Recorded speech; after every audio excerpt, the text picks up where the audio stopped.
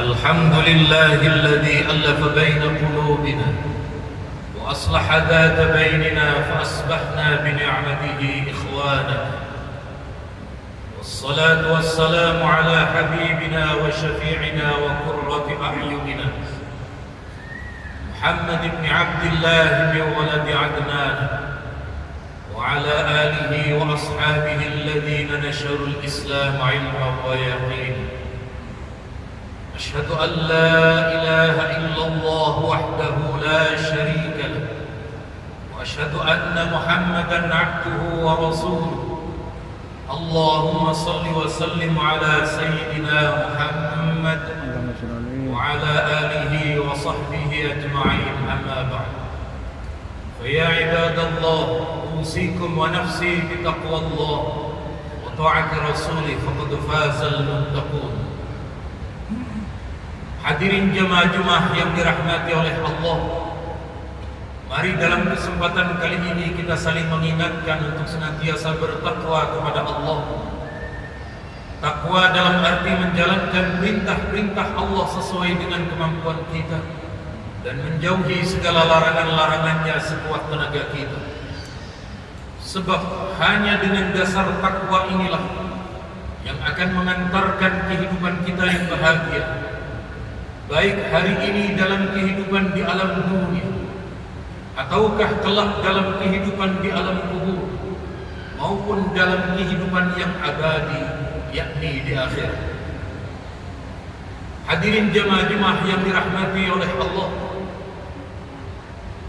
kita oleh Allah dianugerahi memiliki sahabat, memiliki kerabat yang alhamdulillah kebanyakan di negeri kita adalah orang-orang yang beriman, orang-orang yang telah mengakui hanya Allah sebagai Tuhannya dan Nabi Muhammad sallallahu alaihi wasallam sebagai Rasul dan utusan Allah, Nabi yang terakhir.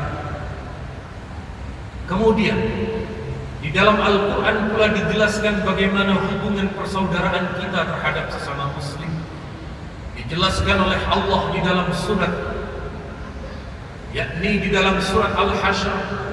Allah berfirman, innamal mu'minuna ikhwah fa aslihu baina akhawaykum wattaqullah. Orang-orang yang beriman itu, mereka adalah saling bersaudara antara satu dengan yang lain. Persaudaraan di dalam Islam ini tidak lagi mempertimbangkan dari mana asal-muasal sukunya, tidak lagi memperlihatkan dari mana bahasanya, tidak lagi dari mana bangsanya. Selama mereka mengakui Allah sebagai Tuhan kita dan tiada sekutu bagi Allah dan nabinya Nabi Muhammad sebagai utusan yang terakhir, maka mereka semua adalah saudara kita. Fa aslihu baina akhawaykum. Kalau kemudian terjadi silang pendapat, kalau terjadi kemudian yang namanya keretakan, maka islahkan, maka perbaiki antara satu dengan yang lain, maka lakukan rekonsiliasi, perbaiki kembali. Terkait perbedaan khilafiyah dalam hal tata cara beribadah, semua tetap berada di atas prinsip ukhuwah Islamiyah. Jangan sampai kemudian mengoyak dan merobek apa yang telah ditanamkan dalam ayat ini, agar kemudian kita menjaga kebaikan kita terhadap sesama muslim. Yang kedua, ada sebagian di antara kiai kita yang menyebut selain ada istilah dalam ukhuwah Islamiyah itu adalah ukhuwah watoniyah, saudara yang hidup dalam satu bangsa. Mereka yang hidup dalam satu bangsa ini tidak harus beragama Islam sama seperti kita. Selama prinsipnya itu adalah ranah sosial, maka diperkenankan. Dalam sebuah surat, dalam Al-Mumtahanah ayat yang ke-7 dan ayat yang ke-8, Allah telah menggariskan semua itu dalam ranah sosial. La yanhaakumullahu 'anil ladzina lam yuqatilukum fid din wa lam yukhrijukum min diyarikum an tabarruhum wa tuqsitu ilaihim. Allah Allah tidak pernah melarang kepada kita untuk berbuat baik dan berbuat adil kepada mereka yang berada di luar Islam, kepada mereka yang non-muslim, selama mereka tidak pernah memerangi kita karena agama dan tidak pernah mengusir kita dari negeri kita. Beberapa agama di luar Islam yang hidup berada di dalam negara kita, mereka tetap ingin hidup berdampingan dengan kita. Mereka tetap ingin hidup bertetangga secara baik-baik dengan kita. Mereka tetap ingin melakukan yang namanya hubungan sosial, jual beli, hubungan kerja, dan beberapa aspek yang lain. Maka di dalam hal ini Allah membolehkan bagi kita untuk berbuat baik dan berbuat adil kepada mereka. Ayat yang kedua adalah yang terdapat di dalam surat An-Nisa ayat yang ke-90. Ayat ini secara lebih tegas lagi Allah nyatakan, فَإِنِ اعْتَزَلُوكُمْ فَلَمْ يُقَاتِلُوكُمْ وَأَلْقَوْا إِلَيْكُمُ السَّلَامَ فَمَا جَعَلَ اللَّهُ لَكُمْ عَلَيْهِمْ سَبِيلًا. Kalau mereka yang di luar Islam itu mereka membiarkan kalian dan tidak memerangi kalian, وَأَلْقَوْا إِلَيْكُمُ السَّلَامَ, bahkan mereka itu mengajak untuk berdamai, mereka kemudian ingin bersatu, tidak lagi berperang, dan mereka menawarkan perdamaian, mereka mengajak untuk saling berdamai, maka jawaban Allah, فَمَا جَعَلَ اللَّهُ لَكُمْ عَلَيْهِمْ سَبِيلًا, Allah tidak memberi celah sedikit pun untuk menahan mereka, apalagi membunuh mereka. Sekali lagi, saudara-saudara kita yang berada di luar Islam atau non-muslim yang ada di negeri kita, yang mereka berbeda dengan kita dalam segi agama, tetapi mereka ingin hidup damai dengan kita, maka dalam dua ayat ini oleh Allah dalam surat ini dinyatakan tidak diperkenankan untuk membunuh, untuk menahan, artinya tetap hidup berdampingan damai dengan mereka.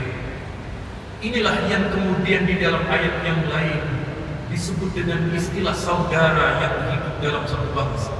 Mana dalilnya?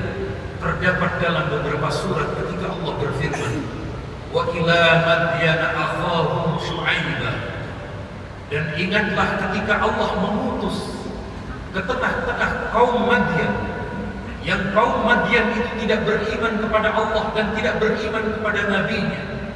Allah menyebut mereka ini kepada nabinya, yakni Nabi Syu'aib, dengan kata-kata akhahum, yakni Nabi Syu'aib itu saudara dari orang-orang kabilah Bani Madyan.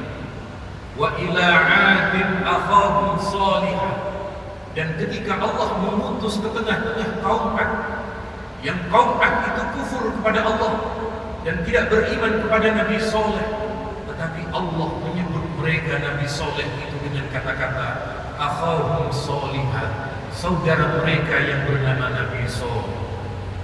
Ini artinya apa?